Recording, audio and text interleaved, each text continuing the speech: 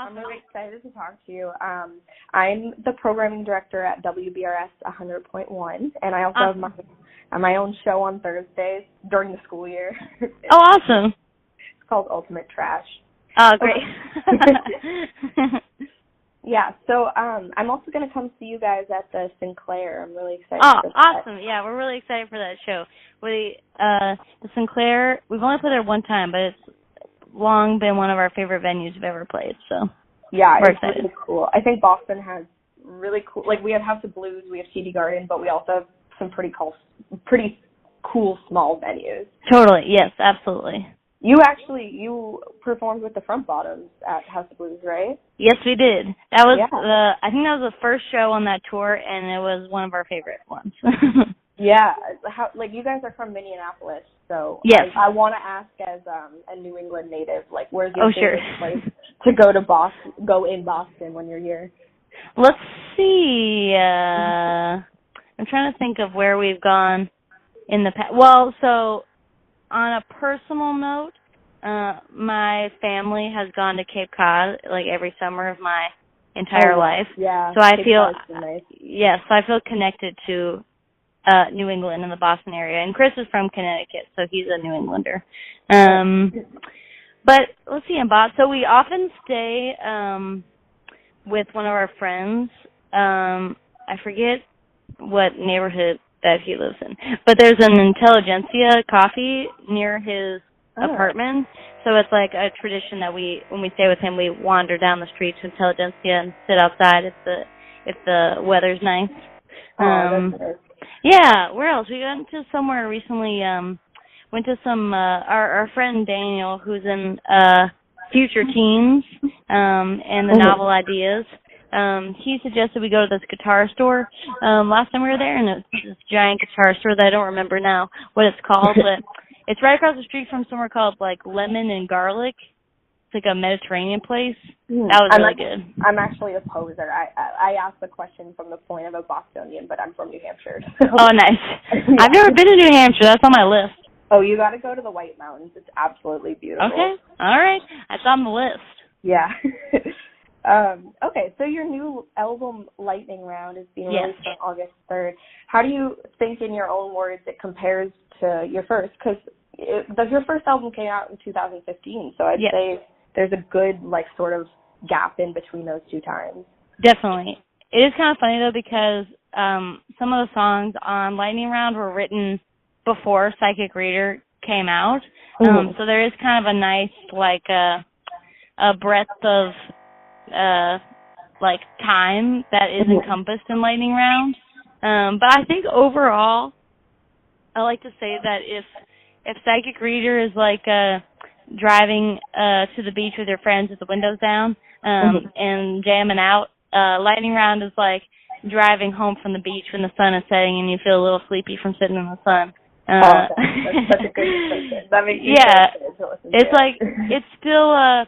It's still got some joy, but it's a little moodier and maybe a little more mellow or something. That's what I think. Yeah. And what's your favorite song that you've been performing on the tour? So, well, we always like playing Joseph from Psychic Reader. That's one of our favorites. But there's a song called Talk With Your Hands on the new album. The first line of which is, "Can you count down from 23?" which is how old I was when I wrote the song, and I'm now 27, so that gives you a sense of how long that song's been in the works. But that one I feel like is really coming into its own live, and I think it's going to be released as a single next week. So I'm really excited to play it once people hear the song too. Right now we're playing a few songs from the album that people haven't heard, and so I feel like people are like, "Oh, what's this?" But I'm excited once people know what's coming. It'll be cool. Yeah. I've been listening to Write It On Your Heart a lot. I added awesome. to summer playlist. So I'm excited to hear more of it. And I've always been really drawn to your sound because it's like a mix of indie rock and pop, which I feel like is kind of becoming the new norm with the genre too. Yeah, totally. And I really love how you sort of encompass the retro aspects of our generation while keeping the modern ones going, obviously. And I've always been really impressed with you as a lyricist. So I wanted to know, like, what's your favorite lyric off of the new album? Well, first of all, thank you. I appreciate all that. I do feel like we like a lot of different kinds of music, and we do kind of feel like more and more we feel like we hear like music that's like very indie rock or very indie pop, and sometimes we don't always hear stuff that's in between, but we really feel like we try to do something in between those two, something that's catchy but still, you know, like you can tell it's like a band playing the songs. What is my favorite lyric from the new album? I think there's some good. I think I've done some good work. Well, there's one song. So actually, it's kind of cool. So there's a song called "Get What I Want," and the first verse, I stole half of it from one of Chris's songs that he wrote in college when he was just making music as like a solo artist. So the first half of the first verse Chris wrote, but then I wrote the second half of the verse. And I really like the way it kind of worked out. So the verse is, he's still calling all the time, coming over to take what's mine. So Chris wrote that. And then I wrote, he's got nothing better to do than say I'm still in love with you. And I really just like the way, like when I was working on the song and realized I was in the same like key as Chris's song, I was like, oh, this reminds me of that song you wrote, Chris. I was like, I'm definitely stealing the verse from that. And he's like, okay, whatever.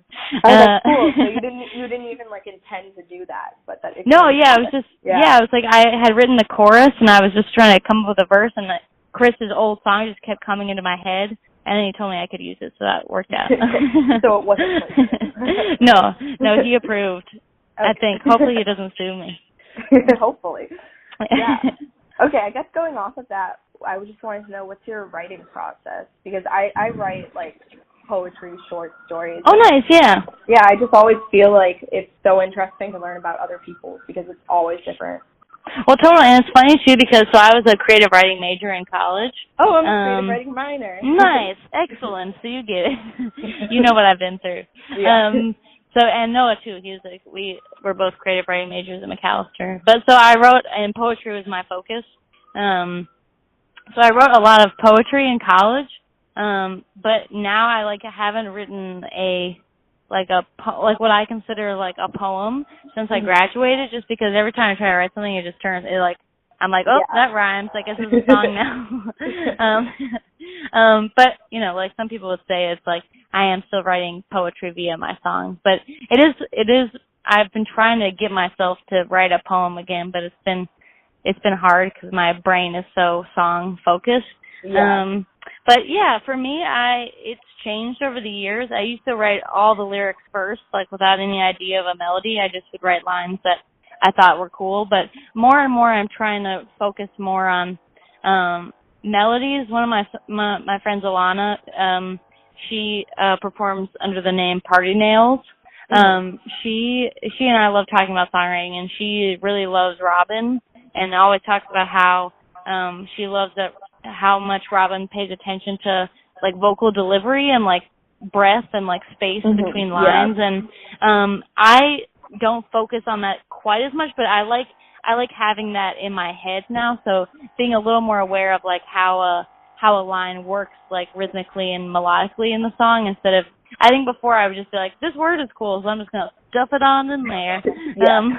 But now I'm trying to balance a little bit more lines that I think are interesting and relatable, but that fit a little bit better in the song as a whole. Yeah, I totally get that, like, just from a creative writing standpoint, when you have you have a thought in your head and you're like, this is going to be a bestseller, and then you start writing it, and it's a lot different when you're actually getting down to it. Yeah, totally. So here's a fun question. Who would your celebrity alter ego be? Oh wow. I think I would say Maria Bamford. I feel like I really channel Maria Bamford in my stage persona, and I feel like I really relate to her vibe. So that's what I would say. I want Maria Bamford to play me in a movie, even though she's much older than me. But I think we could make it work. Movie. Yeah. Yeah, exactly. Oh yeah, she's in the new Arrested Development. She's so funny. Do you watch Arrested Development? That's I have not seen the new season, but I have heard that she was in it. You've got to watch the new season. Just okay. Side note, because season 4 got bad reviews, so they actually took it down from Netflix and re-edited it like the old episodes, and they put it back great. up. So yeah. That's kind of amazing. I like the commitment in that. Yeah, I'm committed to spreading that to everyone. Yeah. But yes, I need to watch it because I am a very big Maria Bamford fan. Yeah. Okay. Yeah. And who are you listening to right now? Like, do you have a tour playlist or anything like that? Yes, I personally do. Yes, I am listening to the Best. I think they're. I don't want to mess it up, but they're from Australia or New Zealand. I can't remember which one, but I really, really like their stuff. I've been listening to their song called "Future Me Hates Me." I've really been enjoying that. We've also been listening to a song called "Laugh It Off" by Chelsea Jade on repeat. Chris especially is really, really into that song, but it's a great song. What else have we been listening to? I mean, we've been checking out all the new releases, Snail Mail, and we've been listening to some Soccer Mommy in the van. What else was on my list? But then some throwback songs, some Steely Dan, some Fleetwood Mac. You know, gotta keep it balanced. Yeah, of course. But yeah. Yeah, and off that note, what's your favorite 90s jam? Oh, wow. Yeah, hard questions. My favorite 90s jam. That is very hard because, that's very hard because, I mean, like, as a balance here between my pop boy band self in the 90s and then it's like early 90s, right? I was very big, like Spice Girls have many of my jams from the 90s. But then there was a point where I sort of crossed over to other stuff. But I actually, though, a lot of those I discovered after 2000, but they are 90s songs, so like the Breeders. But actually, I don't know what year this came out, but we were just listening to Never Let You Go by Third Eye Blind. I love Third Eye Blind. Yeah, because Connor, our drummer, said he hadn't heard it before. Once we played it, he was like, "Oh yeah, this song." But that one, I don't know what year that came out, but if that's a '90s song, that's my freshest '90s jam that I've been vibing on. You opened for Third Eye Blind. Right? Yes, we did, and I never got tired of hearing that song live. Yeah, it was my favorite thing. I can't imagine how amazing that must have been. It was great. I need to hear Jumper live at least once in my life. Yes, that also. Yes, if people got amped. Yeah. Yeah. So, like, if you had to choose one musician to listen to for the rest of your life, like just that one musician, who would it be? It would be probably Billie Holiday or Feist. Those are I think the top two that I could listen to forever. Yeah. Yeah. I always think of this image of someone sitting on an abandoned island with just like a CD player. Yes. One CD. Yep. I know, it is funny though, because like in the CD player days, like I was just talking to someone about Jagged Little Pill by Alanis Morissette. And so like back in the day on like family vacations before the MP3 player, I just had my CD player and like my booklet of like 10 CDs. Yeah. So like before the trip, I'd be like, it was a big thing for me to be like, okay, where are the 10 gonna be? And the one we went out west with my family when I was like 11, and Jagged Little Pill was like one of the main CDs I brought in.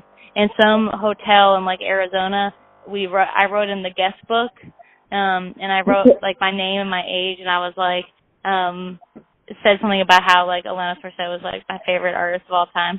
So I hope that guest book is somewhere. I would really like to find it. Yeah, that would be awesome. You got to either find that one day, or I hope that she stays there. Yes, totally. And she's like, whoa, someone really liked me in 2001. Okay, I think that's all my questions for today. Thank you so much. Yeah, of course. Thank you for taking the time to talk to me. Yeah, I hope you have a good rest of your day. Thank you. Yeah, and please come to. You said you'll be in Boston. Yeah, I'm gonna come to the show. Cool. Yeah, please come say hi to us at the merch table. We always hang out after we play. Yeah, we'll definitely. Okay. Awesome. Thank you so much. Have a great rest of your day. Thanks. We'll see you soon. Bye. Bye.